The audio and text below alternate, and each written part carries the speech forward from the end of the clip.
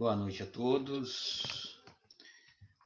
Boa noite. Nossa aula de número 19 da disciplina de modelagem e otimização.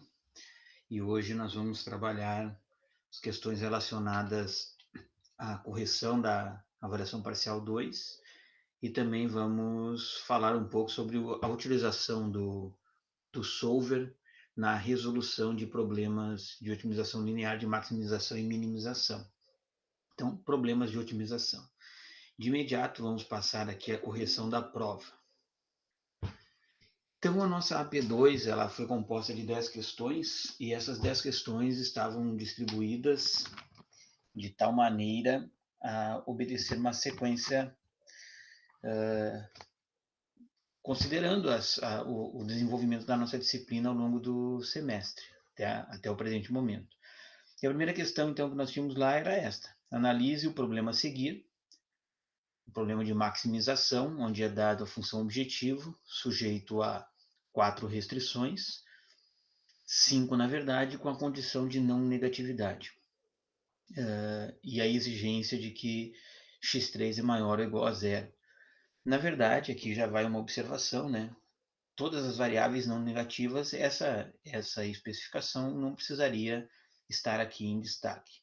Então, com base na análise, assinale as alternativas corretas. Sendo o modelo matemático a apresentação primal de um problema de pesquisa operacional, o modelo dual terá uma função objetivo com 5 variáveis e 5 restrições. O que nós temos que analisar aqui? Primeiramente, o que são as variáveis? As variáveis são x1, x2, x3 e x4. Então, nós temos 4 variáveis.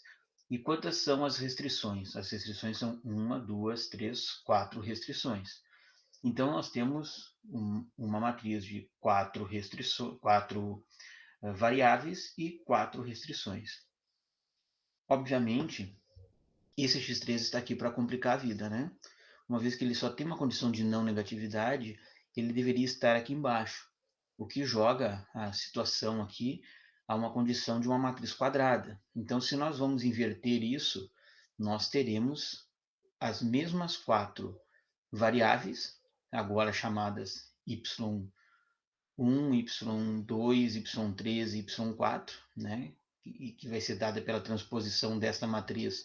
O que está em linha estará na vertical. Então, nós teremos 2y1, embaixo nós teremos menos 7y2, y1, né? Menos 2y3, menos 6y4. Então, agora nós já podemos chegar à seguinte constatação. Não teremos 5 variáveis, porque as variáveis continuam sendo 1, 2, 3 e 4, x1, x2, x3 e x4, que passarão a ser y1, y2, y3 e y4. Se mantém. E 5 restrições. 5 restrições não, porque também teremos apenas as 4 restrições, né, porque nós temos 4 variáveis aqui em cima, cada variável vai dar origem a uma restrição. Então, essa está errada. Conforme a regra de conversão de primal para dual, as variáveis deverão ser não positivas. Também não existe isso, né? O modelo dado não pode ser convertido em dual, pois uma das restrições é menor ou igual. Também não é verdade, né? Não, isso não implica em nada. Apenas é feita a inversão do sinal. Um problema primal de maximização jamais resultará em um dual de minimização. Também é uma inverdade. É exatamente isso que acontece, né? Se eu tenho um primal de maximização, vou ter um dual de minimização. E o inverso também é verdadeiro. Se eu tiver um problema de minimização primal, eu teria um problema de maximização dual. O resultado obtido para a função objetivo no modelo primal e do modelo dual são sempre iguais em módulo e sinal. Correto. Né? Uma vez que a função objetivo é a mesma, reescrita de outra forma, o resultado é o mesmo. O que nós teremos como diferenciação são os valores de cada uma das variáveis. Então, resposta certa, o resultado obtido será a função objetivo do modelo primal e do modelo dual, serão sempre iguais em módulo e sinal.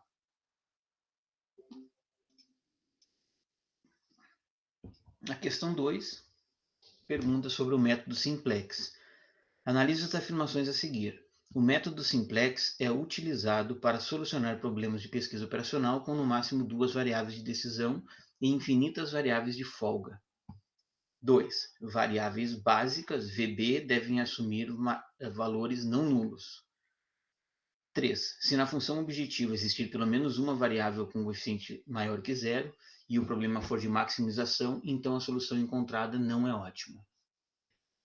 Bom, primeiramente, analisando a questão 1, não existe nenhum regramento que diga que a função objetivo deve ter, no máximo, que o problema, né, tem que ter no máximo 2 variáveis de decisão. 2 variáveis de decisão é utilizado como regra justamente para a resolução de problemas pelo método gráfico, uma vez que fica difícil você trabalhar um gráfico com mais de 2 dimensões. Então, essa afirmação está errada. Sobraram a 2 e a 3 para serem analisadas. Então, o que é uma variável básica? A variável básica é aquela que é considerada no cálculo, né, que entra na base do cálculo. E, obviamente, ela não pode ter valor nulo. Então, ela deve sempre assumir valor não nulo. Porque se ela é uma função, nós dependemos dela para encontrar o resultado, ela não pode ser nula. Ao contrário, as variáveis não básicas devem ter valor nulo, né? Zero. Se na função objetiva existir pelo menos uma variável com coeficiente maior que zero e o problema for de maximização, então a solução encontrada não é ótima. Exatamente, né? Nós temos que perseguir que os coeficientes na função objetivo sejam todos menores ou igual a zero.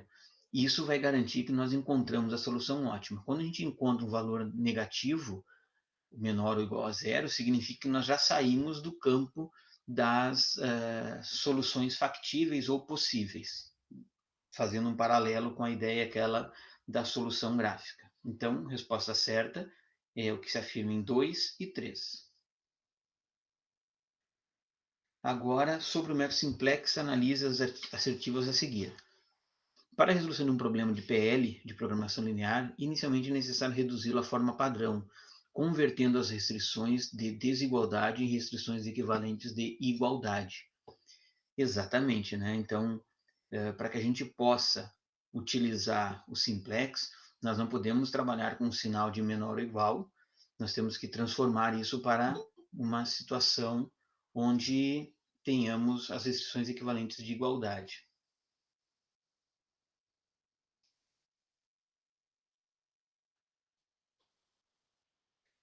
Muito bem, então estamos na resolução da prova e estamos na questão 3. Em seguida, né, então logo termina a aula, essa resolução será postada no YouTube, vocês poderão acompanhar aí, quem perdeu as questões anteriores vai poder assistir lá no YouTube, tá bom?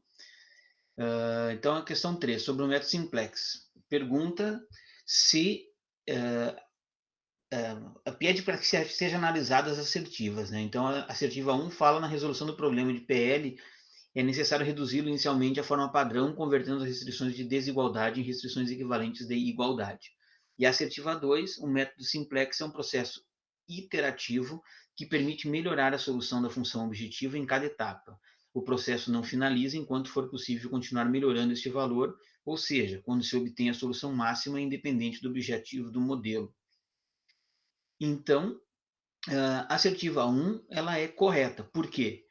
Porque, de fato, nós temos que converter a forma padrão, a inequação, porque eu não consigo trabalhar matematicamente com as inequações. Então, eu tenho que transformar essas inequações, os sinais de menor e igual, em condições de igualdade. Tá? Já a assertiva 2, ela está errada, por quê? Porque ela diz que, no finalzinho da frase, ela está dizendo o seguinte: quando se obtém a solução máxima, independente do objetivo do modelo. Então, o processo não finaliza enquanto for possível continuar melhorando este valor, ou seja, enquanto se obtém uma solução máxima. Mas o método simplex também é aplicado a soluções, a problemas de minimização. Então, não será a solução máxima, será a solução mínima, neste caso. Então, obviamente, essa assertiva 2 está errada. Nós vamos obter ou uma solução máxima ou uma solução mínima em função do que o problema está pedindo, e não do método simplex. Tá? Então, a assertiva 1 é correta e a 2 é incorreta. Questão 4. Sobre a análise de sensibilidade em um problema de programação linear, analise as afirmações a seguir. Primeira, é uma análise realizada obrigatoriamente antes de definir a solução ótima, pois necessariamente alterará toda a programação. É uma análise realizada obrigatoriamente antes de definir a solução ótima, pois necessariamente alterará toda a programação. Ou seja, está dizendo que eu tenho que analisar o resultado antes que o resultado exista. Obviamente, essa questão está errada, essa afirmação está errada. Eu não tenho como analisar a sensibilidade do meu modelo se eu não rodei o modelo, se eu não tenho uma resposta. Né? Então, a análise de sensibilidade é feita justamente em cima da resposta obtida. Então, a afirmativa 1 está errada. Otimização que busca verificar os efeitos causados ao problema de programação linear devido às possíveis variações dos valores dos coeficientes das variáveis, tanto da função objetivo como das restrições. Então, se eu quero analisar a sensibilidade, eu quero, na verdade, identificar, a partir daquele resultado que eu obtive, o quanto eu consigo variar as minhas quantidades sem alterar o resultado do modelo. Então, eu tenho, por exemplo, dois recursos. Um eu consumi todo para chegar na solução ótima. O outro, o insumo, uma outra matéria-prima, sobrou. Então, eu posso consumir essa matéria-prima sem que ela altere o resultado final, porque eu não tenho como montar mais produtos. Então, essa análise de sensibilidade é feita de maneira a perceber o quanto a variação de qualquer um dos componentes do meu modelo implica no resultado final. Então, essa resposta 2, essa assertiva 2, está correta. 3. Alterações na disponibilidade de recursos relacionados às restrições não afetam a análise de sensibilidade do problema. Ora, obviamente que sim, que eles impactam na análise. Por quê? Porque se eu altero a disponibilidade de recursos, se eu aumento a quantidade de recursos, eu terei a possibilidade de ter uma outra solução ótima. Né? Eu não tenho como garantir que, alterando a quantidade de materiais disponíveis, eu não terei uma outra programação que seja mais efetiva, eu tenho um resultado mais positivo do que a anterior. Então, sim, eu preciso, obrigatoriamente, analisar a sensibilidade novamente a partir da alteração da disponibilidade dos recursos. Então, somente a resposta 2 está correta. Questão 5. A figura abaixo apresenta-se o modelo primal e o modelo dual de um determinado problema de programação linear. Então, temos o modelo primal, que está aqui, e temos o modelo dual. Vejam que a função objetivo agora está escrita na forma de restrição. O menos 5 veio para cá, o menos 35 veio para cá, o menos 20 veio para cá. E nós temos aqui o menos 1, 1, menos 1 e menos 1. 1, menos 1 e menos 1. Menos 1, menos 3 e 0. Menos 1, menos 3 e 0. Então, o que estava em linha veio para a coluna, o que estava em coluna veio para a linha. Menos 2 e menos 3, menos 2 e menos 3. O que era x virou y. Então, a análise dos dois métodos nos permite afirmar que o z máximo é sempre maior que o mínimo w, pois deve considerar o lucro adicional. Ora, se nós já sabemos que o resultado do z e do w é igual em módulo e sinal, significa que eles são idênticos, são iguais. Então, o z máximo é sempre igual ao w mínimo. Né? Por quê? Porque eu quero partir de uma mesma premissa de um resultado que eu encontrei, eu quero verificar quais as variações possíveis das minhas variáveis x1, x2, x3, x1, y1, y2, y3. Isso é possível para a determinação do resultado, a gente chama de custo de oportunidade. Né? Se eu consigo faturar tanto de lucro com essa disponibilidade de materiais, por quanto eu tenho que vender essa disponibilidade de materiais para obter o mesmo resultado. Então, é isso que nós vamos definir com o modelo dual. Qual é a contribuição que cada elemento aqui dos meus recursos disponíveis contribui, né, quanto cada um contribui para a formação do lucro que eu tenho possibilidade de atingir. Muito bem.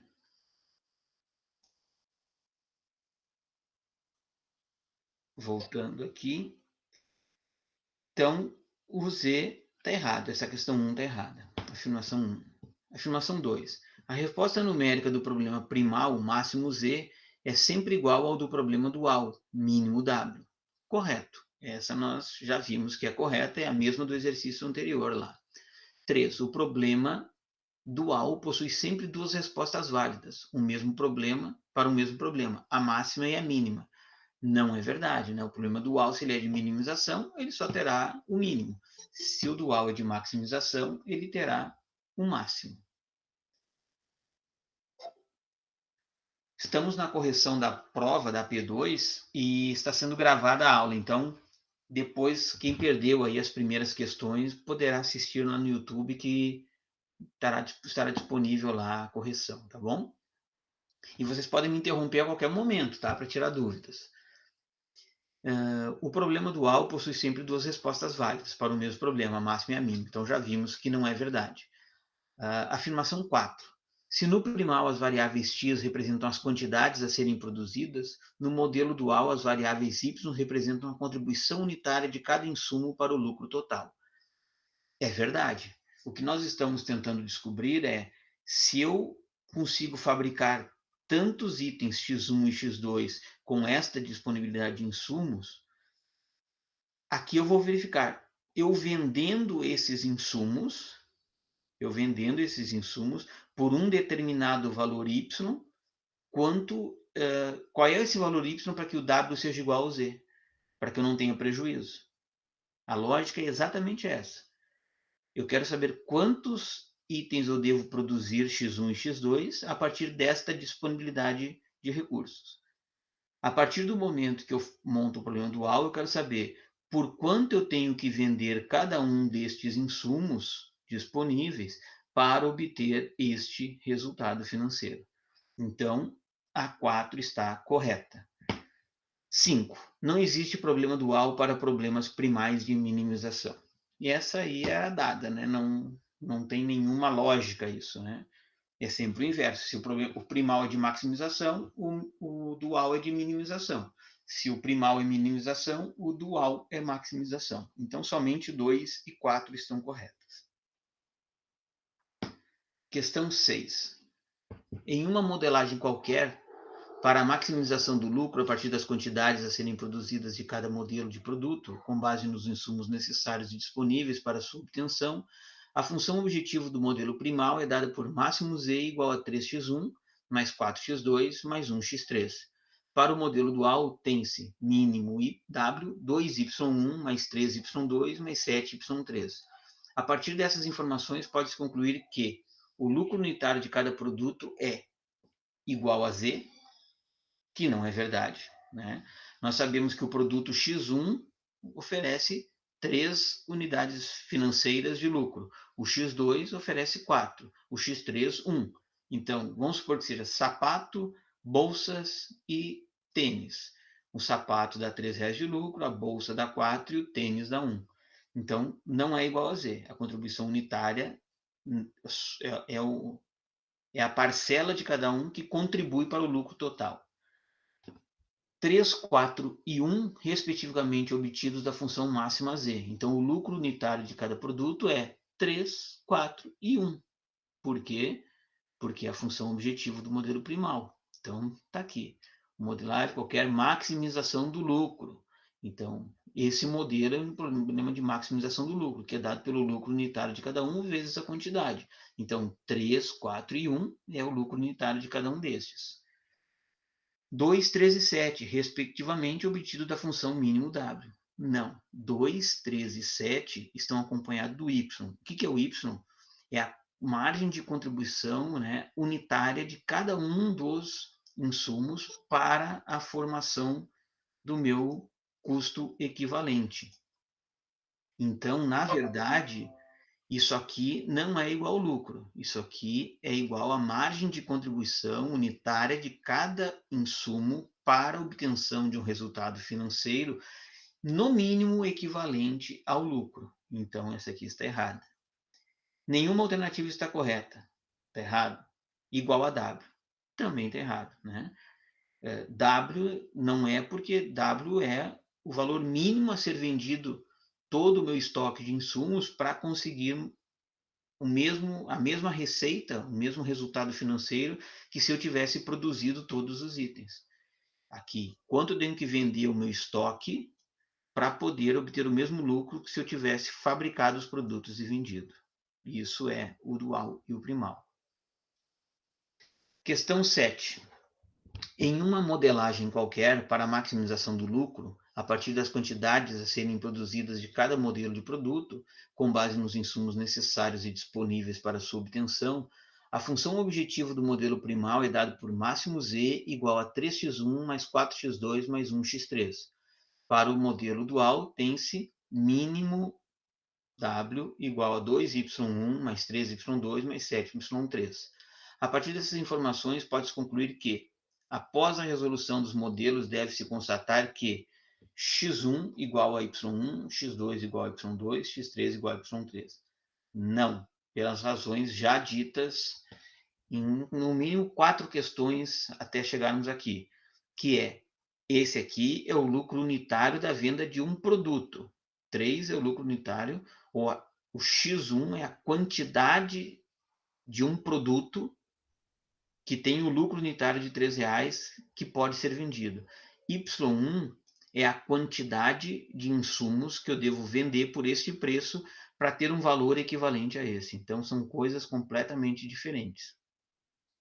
W é maior que 3x1 mais 4x2 mais 1x3. Não, o W sempre será igual a Z. Então, se esse aqui é o valor de Z, 3x1, 4x2 e 1x3, W é igual a isso, não maior. Z é igual a W. De novo, voltamos às questões anteriores. Então, Z é igual a W, resposta correta. Nenhuma está correta e todas estão corretas. Então, a resposta é Z é igual a W. Para que Z seja igual a W, os valores de x e de y não podem ser iguais, porque eles estão sendo multiplicados por valores diferentes aqui. Questão 8. Em uma montagem qualquer para a maximização do lucro a partir das quantidades a serem produzidas de cada modelo do produto com base nos insumos necessários e disponíveis para sua obtenção, a função objetivo do modelo primal é dada por máximo Z igual a 3x1 mais 4x2 mais 1x3. Para o modelo dual, tem-se as mesmas do exercício anterior. A partir dessas informações, pode-se concluir que as variáveis x1 e y1 representam a quantidade a ser fabricada do tipo 1 e o incremento unitário de lucro gerado pelo insumo 1. Exatamente o que nós vimos falando até agora. É o lucro unitário do produto 1, né? E o valor unitário, a contribuição unitária da venda do insumo 1. Muito bem. A quantidade a ser fabricada do produto 1 e a quantidade utilizada do insumo 1. Não. A quantidade de insumos tipo 1 e a quantidade a ser fabricada do produto tipo 1. Também não. Nenhuma alternativa está correta. Também não. Tanto x1 quanto y1 referem-se às quantidades a serem produzidas do produto 1. Obviamente que não pode, né? Se uma vez eu tenho 3, na outra vez eu tenho 2, não pode ser a mesma quantidade. Questão 9. Então, determinada fábrica de móveis produz mesas, escrivanias e cadeiras de madeira. Esses 3 produtos passam pelo setor de carpintaria. Se o setor de carpintaria se dedicasse apenas à fabricação de mesa, 1.000 unidades seriam produzidas. Se o setor se dedicasse apenas à fabricação de escrivaninhas, 500 unidades seriam produzidas por dia. Se o setor de carpintaria se dedicasse à fabricação apenas de cadeiras, seriam produzidas 1.500 cadeiras por dia. Cada cadeira contribui em R$100 para o lucro da empresa. Cada escrivaninha contribui em R$400. e cada mesa contribui em R$ 500 para o lucro da fábrica de móveis. Considere as seguintes variáveis inteiras como variáveis de decisão. X1, quantidade de mesas, X2, quantidade de cadeiras, X3, quantidade de escrivaninhas produzidas. As inequações que representam as restrições de capacidade do setor de carpintaria são X1 menor ou igual a 1.000, X2 menor ou igual a 1.500, X3 menor ou igual a 500. Então, escrivaninhas 500, X3, 1.000 unidades sendo produzidas por dia de cadeiras, X1 é cadeiras, X1 é mesas, X2 é cadeiras e X3 é escrivaninhas. Então tá ali, X1 1.000, X2 1.500, X3 500. Essa aqui era mel no chupeta, né? Era muito fácil, né? Então, resposta correta, só bastava ler aqui e já está resolvido. E a última questão. A partir do modelo dual de uma programação de produção para a maximização do lucro, envolvendo dois modelos de produto, dois insumos quaisquer, obteve-se Y1 igual a 5 e Y2 igual a 0, para um W igual a 210. Sobre o resultado encontrado, assinale a alternativa correta. Deve-se produzir 5 unidades do modelo 1 e 0 unidades do modelo 2 para obter o lucro máximo. Gente, se nós estamos falando do modelo dual de uma programação de maximização de lucro, nós estamos falando de uma de minimização de custos. Então, nós estamos falando de margem de contribuição de um insumo, né? O custo unitário de um insumo. Então, não pode ser produção. Nós temos que vender 5 insumos Y1 por um determinado valor para ter a mesma equivalência financeira a produzir uma determinada quantidade de produtos X1. Então, essa função está errada, essa afirmação. Y2 igual a 0 significa que o insumo 2 não é necessário para a fabricação do produto. Também não quer dizer isso. Quer dizer que o insumo Y2 ele não precisa ser vendido. Se eu vender 5 unidades do produto Y1, eu já terei o mesmo lucro que produzindo os itens. Tudo que eu vender do Y2 entra como lucro, como receita adicional ao meu inventário. Y1 e Y2 representam a margem de contribuição de cada insumo para equiparar o lucro obtido caso a empresa opte por não produzir e sim vender os insumos. É exatamente o que nós vimos falando desde o início da prova, né? Quase toda a prova foi em cima dessa questão do entendimento dos termos do modelo e de qual é essa relação entre primal e dual. Então, essa é a afirmação correta. O lucro máximo Z será necessariamente maior que W. Então, seguimos aqui. Com isso, nós passamos todas as questões da prova, certo? Onde é que está aqui? Para.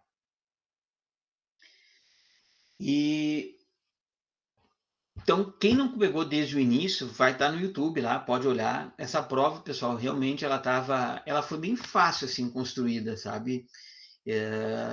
As notas não foram ruins, tá? Tivemos assim, um aproveitamento interessante aí da parte do pessoal com relação às notas, mas sempre dá para melhorar um pouco, né? Então, não sei se vocês têm algum comentário a fazer. O Eduardo está com a câmera ligada aí. Tão bom ver vocês. Não precisa estar dizendo assim, tem alguém aí, né? Bom, gente, se vocês não têm dúvidas, eu vou passar aqui para a resolução dos problemas utilizando o solver do Excel. Para problemas de maximização e minimização. Semana que vem nós vamos trabalhar com problemas de transporte, tá? Vocês vão ver o quão simples é resolver. Vocês já fizeram os exercícios usando o solver aí? Conseguiram fazer? Só faz um certinho assim, se quiserem. Conseguiram? Acharam fácil? Certinho ou negativozinho? Não. Então, eu vou compartilhar com vocês uma tela do Excel aqui, para vocês verem como é que a situação se apresenta aqui, tá? Eu não consigo ver vocês enquanto eu estou apresentando, porque eu só estou com uma tela no meu computador. Então, fiquem à vontade para abrir o microfone e perguntar, tá? A qualquer tempo, vocês podem me interromper e perguntar, por favor. Então, eu vou compartilhar uma tela aqui. Compartilhar a tela inteira, que daí fica mais fácil.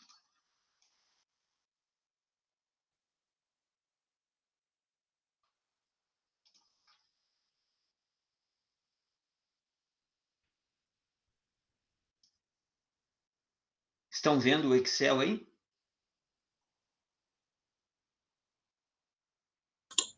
Sim, sim, estamos. E o Word agora, estão vendo também? Aham. Tá, então deu certo. Isso que eu queria. Então, a gente tem um primeiro problema aqui. Que o problema é o seguinte. Certa empresa fabrica dois produtos, P1 e P2. Então, a primeira coisa que a gente deve fazer quando vai trabalhar com o solver, é uma sugestão que eu dou, é a seguinte. A gente vai definir...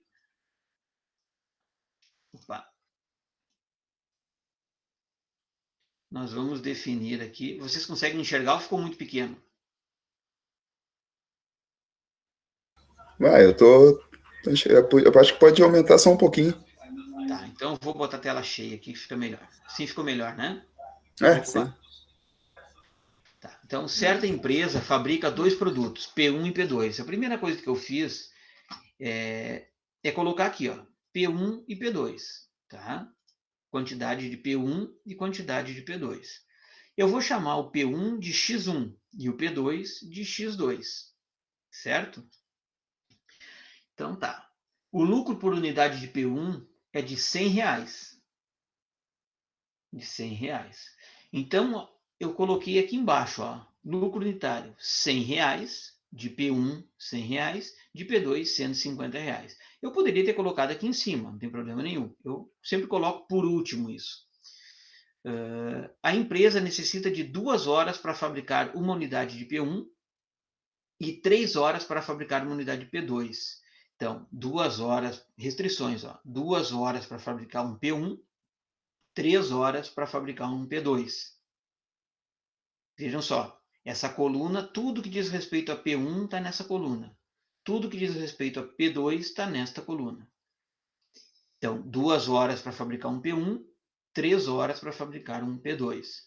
E a empresa dispõe de 120 horas no mês, certo? O tempo mensal disponível de 120 horas, então de 120 horas. Então, a quantidade de horas que eu vou utilizar para fabricar P1 e P2 tem que ser menor ou igual a 120. Eu não posso fazer em 125 horas, porque eu só tenho 120 horas disponíveis. Então, restrição de menor ou igual. As demandas esperadas para os dois produtos levaram a empresa a decidir que os montantes produzidos de P1 e P2 não devem ultrapassar 40 unidades de P1 e 30 unidades de P2. Então, quantidades de P1 tem que ser menor ou igual a 40. Quantidade de P2 tem que ser menor ou igual a 30. E aí a gente coloca esse número 1 aqui dentro, só para vocês saberem, já vou dizer para vocês por que esse número 1 está aqui. Tá? Construa um modelo no sistema de produção mensal com o objetivo de maximizar o lucro da empresa. Então, eu vou fazer o seguinte, eu vou deletar isso aqui, e vou dar um zoom aqui. Vamos trabalhar aqui com o modelo 1. Primeira coisa que você tem que fazer, então, é o seguinte. A gente sabe o que é o produto 1, o que é o produto 2. Isso aqui também não faz parte do modelo, já vou deixar apagado. Apaguei o que não devia.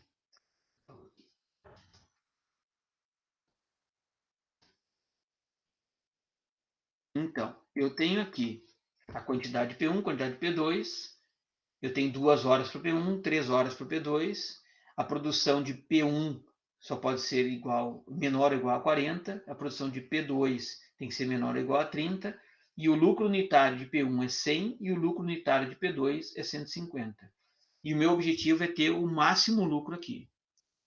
Como é que eu vou saber quantas horas eu vou gastar no meu para produção?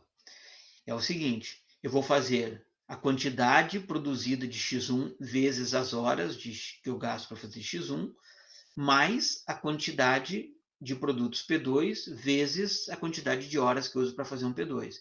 Então, eu posso usar essa função, igual a somar produto, somar produto, B5 e C5, que multiplica B7 e C7.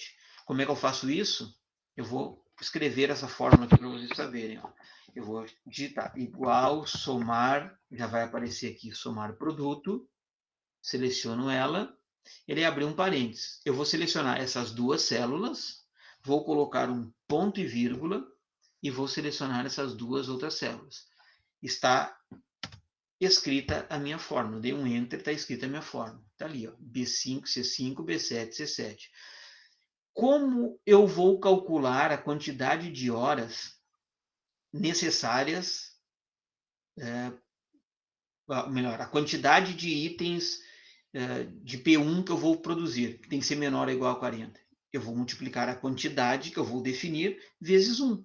Né? Se eu definir que eu vou fabricar 30, vai ser 30 vezes 1, 30. Se eu vou fabricar 40, vai ser 40 vezes 1, 40. Então, por isso que tem este 1 aqui dentro. Essa fórmula aqui é a exemplo da outra, é essas duas multiplicadas por essa. Então, para eu ganhar tempo, eu posso vir até aqui e eu coloco aqui, ó, digito F4, teclo F4 e bloqueio, digito esse cifrãozinho aqui, daí eu bloqueio essas células aqui. Porque daí eu selecionando essas duas, eu posso arrastar para baixo, ó, ou posso simplesmente copiar aqui, melhor, aqui, né? Ctrl C, Ctrl V, Ctrl V. E vocês vão ver, ó, que aqui desceu, mas ali permaneceu multiplicando correto. Até aqui o que nós vimos é Excel básico, tá? É a funçãozinha do Excel. O grosso mesmo vem aqui. Da mesma forma, o lucro máximo obtido vai ser a quantidade de X1 produzido vezes 100 mais a quantidade de X2 produzido vezes 150. Que está aqui, ó. Quantidade de X1 vezes esse, X1 vezes esse. Então, se eu colocar aqui, ó, 20x1 e 10x2, eu tenho um lucro de 3.500. Se eu colocar aqui 40 e 30, eu tenho 8.500. Mas se vocês olharem aqui, eu já estou gastando 170 horas e eu só tenho 120. Então, essa não é uma programação possível. Então, eu vou botar aqui 20. Ó, agora ficou 140 horas. Não posso. Eu só tenho 120. E aí eu posso ficar aqui digitando uma célula, na outra, dando chute, tentativa e erro, né, a noite inteira, e talvez eu encontre o valor ótimo. Aqui é bem provável que sim, porque são poucas variáveis, né? Mas imagine uma programação com 50 produtos e 25 restrições. Então, para isso, gente, existe o solver. O solver está aqui na aba dados, solver. Quem não tem isso carregado no seu computador, basta vir aqui em arquivo, mais, não é mais, é arquivo, saiu,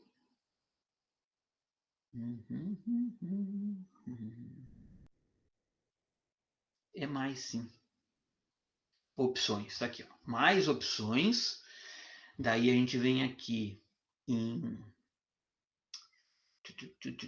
suplementos, e aí vem aqui suplementos do Excel, e ir, daí vai ter ali solver, ó. Basta clicar aqui e dar um OK, ele vai carregar lá. Como o meu já está carregado, não vou clicar. Vamos de novo aqui, arquivo, mais, opções, suplementos do Excel, tem várias opções, suplementos do Excel, ir, solver.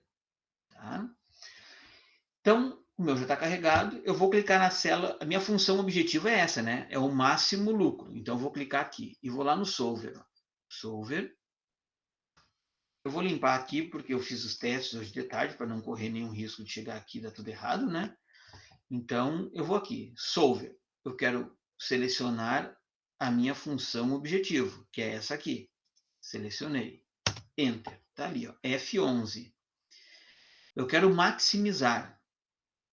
Né? A função de maximizar. Maximizar. Quais são as células que eu vou alterar?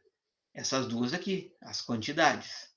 Essas duas células é que vão, que eu não sei e que eu quero descobrir, variando aquelas duas células. E agora eu vou adicionar as restrições. Quais são as restrições? As restrições são as seguintes. Essas células aqui, posso selecionar todas de uma única vez, porque o sinal aqui é igual para todas. O menor é igual, menor é igual, menor é igual. Então, essas três células aqui precisam ser menor ou igual, já está selecionado, mas tem igual, maior ou igual, inteira, binária, diferente. Então, eu quero menor ou igual. Menor ou igual a quem? Menor ou igual a essas. Ok. Já estão ali as restrições. Eu vou vir aqui, sabe aquele negócio que a gente dizia que as variáveis sempre têm que ser positivas? Então, basta eu clicar aqui, ó, tornar variáveis irrestritas não negativas, que é o mesmo que eu escrevi aqui. x1 menor ou igual, maior ou igual a zero, x2 maior ou igual a zero. Então, basta eu clicar aqui, pum, já disse que tem que ser não negativo, tem que ser maior ou igual a zero. E aqui eu posso escolher o método. Tem o GRG não linear, LP simplex e evolucionário. Nós vamos usar o simplex, que é esse aqui, que é utilizado em linear, LP programação linear. E aí eu vou clicar em resolver. Veja só, ele já colocou os valores aqui. O que o computador fez? Na velocidade da luz, praticamente, ele fez uma sequência de centenas de milhares de cálculos e identificou qual é o melhor. E trouxe para nós. Então, ele fez por tentativa e erro, só que ele faz isso muito mais rápido do que nós. Né? E, obviamente, ele utiliza critérios matemáticos para chegar mais rapidamente nessa solução. Lá, os métodos que vocês viram em métodos numéricos ou cálculo numérico. Né? Então, vejam só. Ele está perguntando, manter a solução do solver, restaurar valores originais, o que eu quero fazer? Eu vou manter. Eu quero, ok, é isso mesmo. Então, vejam só. Ele está me dizendo que aqui deu um zero. Por que deu um zero aqui? Deu um zero aqui porque eu apaguei o 1 dali, ó. 15 e 30. Então vejam só. Ele está dizendo que eu devo produzir 15 P1, 30 P2. Com isso, eu consumirei 120 horas, bem certinho, que é o tempo disponível que eu tenho. E eu obterei um lucro máximo de R$6.000. Então vejam só, ele achou a variação. Vamos fazer uma brincadeira aqui. Eu vou colocar 16 aqui. Vou colocar 31 aqui. Ou melhor, desculpa, 29 aqui. Vejam só. Sobrou 1 hora e diminuiu em R$50. Então, realmente, os 6.000 e os 15 e 30 são melhores do que essa solução. Agora eu vou inverter. Vou colocar 31 horas aqui. 31 peças ali, né? E 14 aqui. Vejam só. Extrapolou em 1 hora, então não pode ser feito dessa forma, e deu um lucro de 6.050. Sim, mas deu um lucro de 6.050, mas eu não tenho, faltou 1 hora de trabalho. Então, de fato, tudo indica que essa solução 15 e 30 é a solução ótima. Até aqui tudo bem para vocês? Tranquilos? Ninguém dormiu, ninguém puxou o revólver, ninguém deu um tiro na cabeça ainda? Tranquilo, por enquanto tranquilo. Então tá. Então vamos passar agora para o outro modelo. Nós temos aqui a questão 2. E essa questão 2, ela é o seguinte. Sabe-se que uma pessoa necessita em sua alimentação diária de um mínimo de 15 unidades de proteínas. 15 unidades de proteínas que estão aqui. Deixa eu minimizar isso aqui, assim, diminuir. 15 unidades de proteína e 20 unidades de carboidratos. Está aqui, ó, 15 proteínas e 20 carboidratos. Suponhamos que, para satisfazer esta necessidade, ela dispõe de produtos A e B. Então, está aqui, ó, XA e XB. XA e XB. 1 kg de produto A contém 3 unidades de proteínas. Então, 3 unidades de proteína. Está aqui, que é a restrição da proteína. E 10 unidades de carboidrato. 10 unidades de carboidrato. Então, o produto A tem 3 proteínas e 10 carboidratos. 1 kg de produto B contém 6 unidades de proteína e 5 unidades de carboidrato. 6 unidades de proteína, 5 unidades de carboidrato. Produto B. E custa R$2. Então, esse produto aqui custa R$2. E esse outro produto aqui custa R$3. Então, o A custa 2 e o B custa 3. Formule um modelo matemático das quantidades que deverão ser compradas de cada produto, de modo que as exigências da alimentação satisfeitas a custo mínimo, sejam satisfeitas a custo mínimo. Então, o que ele quer saber? Né? O que o problema está pedindo? Como é que eu compro? Qual é a quantidade de produto A e produto B que eu preciso comprar para atingir esses valores de proteínas e carboidratos com um mínimo custo? Então, veja, é um problema de minimização. Então, agora, uma das coisas, viu, pessoal? O Excel, ele sempre guarda. Eu não consigo fazer 3 solvers numa mesma planilha, tá? Então, esse solver é ao lado dessa programação aqui do lado. Então, eu tenho que refazer toda a programação, deletar isso aqui, excluir isso aqui, ou fazer isso em planilhas diferentes, tá? Então, vamos lá. Qual é a minha função objetiva? Minha função objetiva é essa aqui. Essa célula aqui. É o mínimo que eu preciso comprar, né? O menor custo. Então, o menor custo é um mínimo, problema de minimização. Antes era maximização, agora é um problema de minimização. Alterando as células variáveis. Quais são as células variáveis? Essas aqui. As quantidades de P1 e P2, ou de produto A e produto B. E quais são as restrições? As restrições são que esses aqui têm que ser maior ou igual a esses aqui. Por que maior ou igual? Porque a pessoa precisa comer no mínimo 15 unidades de proteína e no mínimo 20 unidades de carboidrato.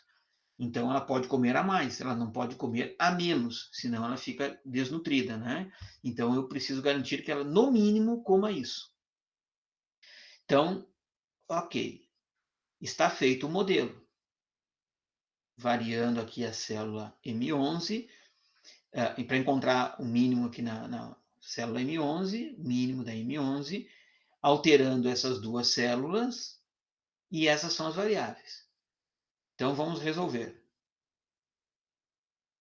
O solver encontrou uma solução. Todas as restrições e condições de adequação foram satisfeitas. Beleza, manter a solução do solver. Então, vejam. A pessoa vai gastar, no mínimo, R$8, vamos supor que seja dinheiro brasileiro, né? R$8, comprando uma unidade do produto A e 2 unidades do produto B, que vão garantir a esse sujeito uma dieta com 15 e 20. Que fórmulas tem aqui? Exatamente as mesmas que tinham aqui. Essas aqui, vezes essas duas, né? Aqui embaixo a gente tem essas aqui vezes essas duas, e aqui embaixo temos essa aqui vezes essas duas. Então, vejam, o modelo sempre será modelo de maximização e otimização. As quantidades multiplicando as restrições e multiplicando o custo. O cuidado que tem que se ter para montar as restrições com os sinais corretos aqui. Tá? Muito bem, agora vamos para a questão 3. Então, nós temos aqui a questão 3. E vamos abrir a questão 3 aqui. Questão 3. Uma empresa possui 2 jazidas diferentes que produzem um dado tipo de minério. Pode ser carvão, para ele ficar bem aí adequado à nossa região. Depois do minério ser triturado, ele é classificado em 3 classes: superior, médio e inferior. Então, superior, médio e inferior. A empresa de mineração possui uma fábrica de beneficiamento com capacidade para 12 toneladas de superior. Então, aqui a gente já começa a ter as restrições. Então, ela fabrica 12, né? Ó, a empresa de mineração possui uma fábrica de beneficiamento. Só aceitando aqui a Natália. Então, nós temos aqui a fábrica, uma fábrica que ele tem, a empresa tem uma fábrica que produz 12 toneladas de classe superior, que possui, que produz 8 da média capacidade e 24 da inferior. Está aqui as 24 da inferior. A empresa gasta unidades de moeda, né? Podia ser reais aqui, R$900 por dia para operar a primeira jazida. Então, a jazida 1, ela tem duas jazidas, né? Duas jazidas. A jazida 1, ela gasta R$900. Tá? E a jazida 2, R$720. Tá? Aqui é custo, né? Não é capacidade. É custo.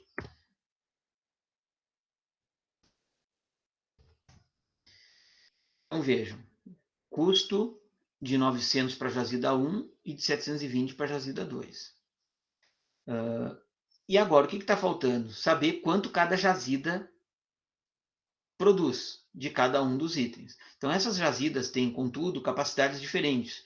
Durante um dia de operação, lembrem-se que aqui falou em semana.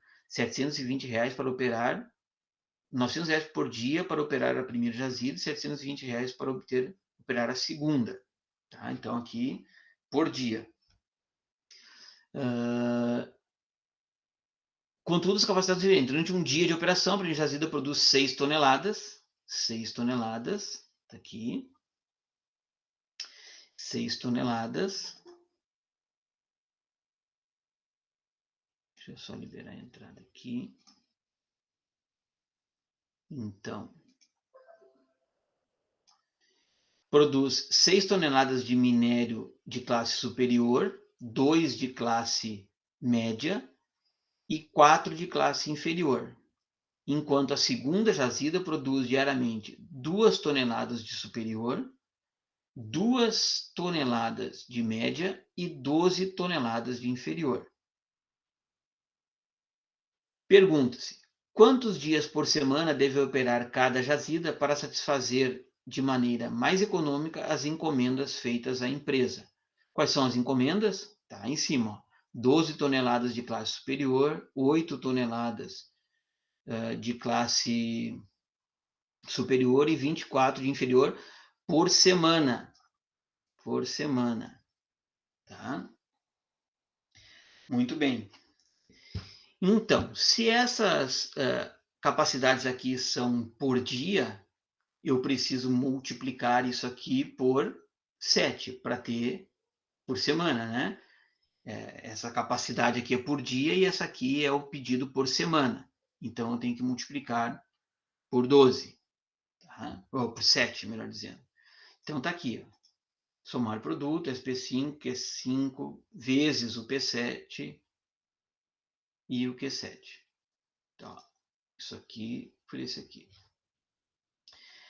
Muito bem. Aí eu vou fazer isso aqui tudo vezes esse aqui.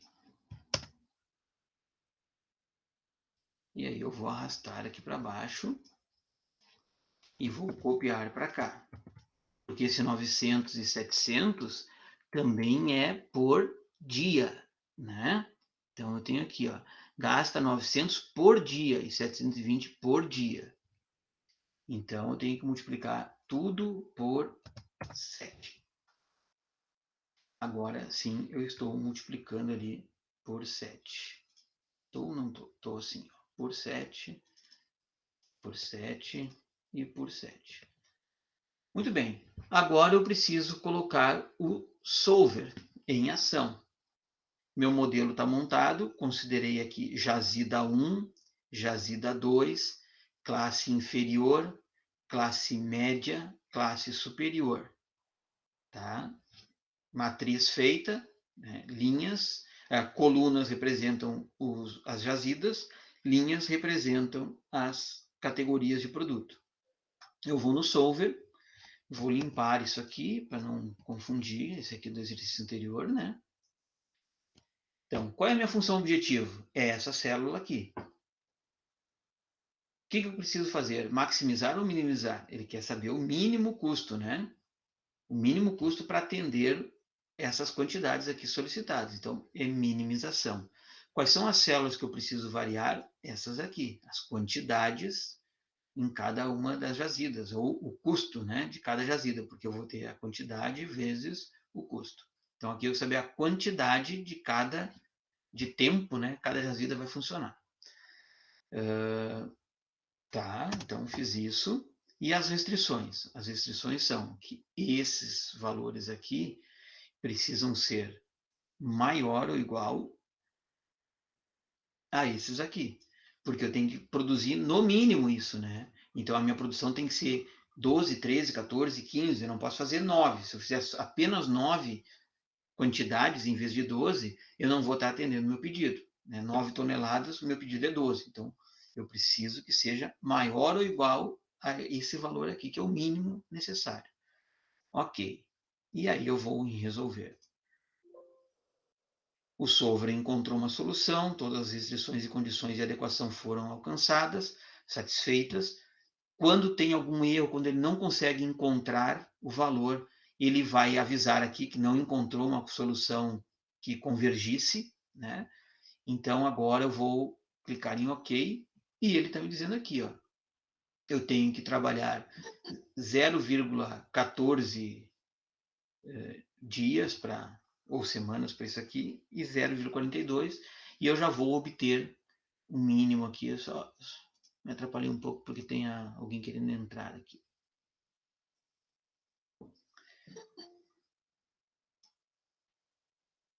Muito bem. Então aqui a gente chegou a um resultado de 12, 8 e 40. 12, 8 e 40. Nesta programação, então eu terei uma superprodução do minério de classe superior. Por quê? Porque eu não posso obter menos desse minério, porque um deriva do outro, né? Então, esse minério aqui eu vou ter uma superprodução para atingir no mínimo esses dois. Eu vou fazer um exemplo aqui para vocês entenderem o que é um erro que o solver dá. Então, menor ou igual. Deixa eu liberar a entrada de alguém aqui. Tá. Então, eu coloquei um menor igual aqui. Obviamente que isso não influenciou em nada no meu cálculo, porque isso aqui não está sendo utilizado. Mas eu vou lá no solver e vou alterar agora aqui. Eu vou excluir isso aqui e vou colocar duas restrições diferentes. Eu vou adicionar uma restrição que é esses dois precisam ser maiores ou iguais a esses dois. E vou adicionar outra. Esse aqui tem que ser menor ou igual a esse aqui. Ok. Opa, eu não botei aqui. Menor ou igual a esse aqui. Ok. Então agora tem aqui as duas restrições. Vocês vão ver agora que eu vou mandar ele resolver e é muito provável que ele vai me dar um erro. Oh, não, ele encontrou. O solver encontrou uma solução. Todas as restrições foram atendidas. Mas ele não resolveu, não. Ó, porque aqui não ficou menor. Vamos de novo aqui que tem alguma coisa que não fechou. Alterar.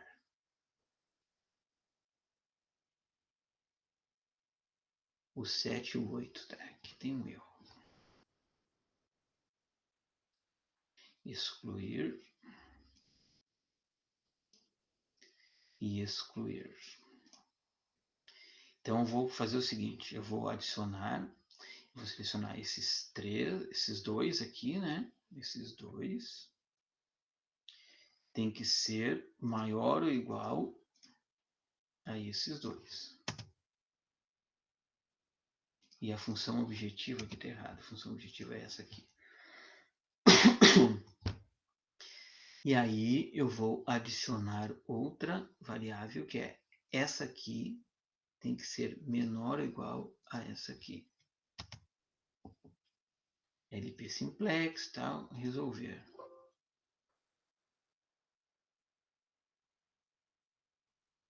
Ok. Ó, ele achou uma combinação aqui que resolveu. Então, tinha uma solução possível, mesmo alterando o sinal aqui. Vamos brincar mais um pouco. Eu vou mudar todas essas restrições aqui. Excluir. E vou excluir. Vou colocar adicionar. Adicionar. Todas essas precisam ser menores ou iguais a essas. Vamos ver se ele se perde. Ok. Resolver. Olha, ele encontrou uma solução ainda. Ó. Zerou tudo. Então não é uma solução possível, né? Execuível. Ele encontrou uma solução, mas que não atende a nossa necessidade. Então tem que ficar muito atento à orientação desses sinais aqui nas restrições, para que a gente não tenha problema de interpretação de resultados. Eu vou fazer uma outra coisa aqui para encaminhar a nossa TDE. Então, eu vou ajustar corretamente, ok, e resolver. Pronto, agora eu tenho a resolução. Como vocês podem verificar aqui, a gente tem resposta, sensibilidade e limites. E lembrem-se que nós vimos há um tempo atrás, na nossa disciplina, algumas aulas aí que passaram, uma coisa chamada análise de sensibilidade, que a gente passou correndo assim sobre ela, e a ideia era saber que ela existe e saber interpretá-la, ou saber o conceito. Agora, nós vamos entender na prática o que ela significa. Eu vou clicar aqui em sensibilidade, tá? Vou dar um clique aqui e vou dar OK. E ela deve ter gerado aqui, ó, relatório de sensibilidade. Está aqui. E vamos gerar outro relatório. Desde o início aqui. Solver, resolver, sensibilidade, relatório e estrutura de tópicos. Ok. E ele gerou aqui o relatório. Está aqui o relatório de sensibilidade. Então é o seguinte, gente. Vejam só. Valor final. 0,14 e 0,42. Exatamente o que está calculado aqui. 0,14 e 0,42. Está aqui. Reduzido custo. Está zerado. Né? Objetivo coeficiente 6.300, 5.040. Permitido aumentar 8.820 e 1.260. Permitido reduzir 1.260 e 2.940. E aqui estão as restrições. O valor é 12.840. 12.840, que foi calculado. Preço sombra 45.315,0. Restrição lateral 12.824. Permitido aumentar 8.416. Permitido reduzir 4.2 e 1 vezes ENA mais 30, que daí é um número infinitamente com muitas casas decimais, né? 30, na verdade. Deixa eu liberar a entrada aqui de alguém. Então, vejam só, o que significa isso? Que toda aquela análise de sensibilidade terrível que a gente fazia manualmente, que nós não fizemos, porque eu já sabia que existia o Excel, não forcei vocês a fazerem isso, pode ser feita ao toque de um clique aqui na hora de realizar o solver. E a questão que fica para vocês é, o que significa cada um desses itens aqui? Qual é o significado de cada um deles e o que significa permitido aumentar 8, permitido reduzir 4. Eu vou dar uma dica para vocês. A gente calculou 12. Mas entre 12 e 20, a gente não tem um impacto significativo no resultado. 4, se eu fizer 8 em vez de 4, também da mesma forma não terei um impacto tão significativo. É mais ou menos por aí. Eu não quero entregar aqui o segredo para vocês, porque essa é justamente a TDE que vocês vão fazer. Tá? Vou adiantando para vocês aqui uma coisa. Tá? A nossa avaliação semestral será um trabalho feito no Solver. Tá? Um trabalho individual para cada um de vocês. Cada um terá um trabalho para fazer. E vai ser um trabalho que eu vou postar ele já nos próximos dias aí para vocês. Não teremos prova na avaliação semestral. Terá essa avaliação feita dessa forma. É óbvio que não vai ser igual para todo mundo, mas é óbvio que vocês podem se ajudar, assim como vocês já devem estar se ajudando nas provas, né? Mas eu gostaria muito que vocês entendessem que o momento é bastante atípico. A gente está vivendo no meio de uma pandemia, com as aulas assim, desse formato, e a gente tem feito de tudo para tentar mobilizar vocês a não perderem os estudos. Porque vocês podem pensar assim, mas está difícil, está ruim, não é a mesma coisa. Mas não é a mesma coisa para ninguém, para nenhum aluno de engenharia do Brasil inteiro e talvez do mundo inteiro. Todos estão passando pela mesma situação. Então não é um momento que a gente entende assim de jogar para o ar os estudos, de relaxar. Vão ficar algumas dificuldades para serem sanadas no próximo período? Sim. Nós vamos voltar a rever esses conteúdos? Vamos. O curso está organizando, tão logo volte às aulas presenciais, nós pretendemos fazer uma vez a cada 15 dias, pelo menos, um aulão, estilo aulão preparativo para o Enem, para o ENAD. Mas um aulão assim, reunindo os conteúdos e dando significado prático para a gente trabalhar os conteúdos que foram vistos nesse período de pandemia. Então, eu peço a vocês que realizem as atividades, que motivem os seus colegas a participarem. Nós sabemos, nós professores, que o momento é de dificuldade, é diferente, mas nós não podemos passar alguém que não faz provas, que não se envolve, que não tenta resolver os exercícios, ou que não faz nada o semestre inteiro, só vem fazer a avaliação semestral e final. Quem não fizer a avaliação semestral não tem direito a fazer a avaliação final, lembre-se disso, né? Que é aquela que substitui a nota. Então, de uma maneira assim, para finalizar aqui e abrir para as perguntas, esse conteúdo é um conteúdo complexo, é um conteúdo chave dentro da engenharia de produção. Um engenheiro de produção que não sabe isso aqui é a mesma coisa que um médico que não sabe medir a pressão, né? Não sabe interpretar um exame de sangue, por exemplo. Então, isso aqui é o coração da programação da produção. É importante que todos saibam como funciona. Na prática, vocês vão ter que estudar muito depois para se caírem numa área dessa, para utilizar esse software, para utilizar outros softwares que fazem isso. Mas precisa saber pelo menos o que existe e qual é a relação que existe entre essas diversas variáveis para não fazerem papel aí de perdidos, né, de cachorro que caiu da mudança lá na hora de irem para a empresa.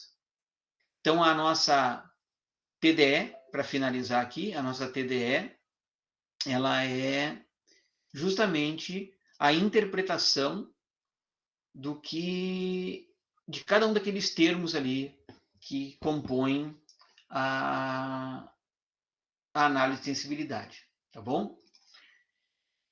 Diga, Eduardo, tu tá com o microfone nervoso?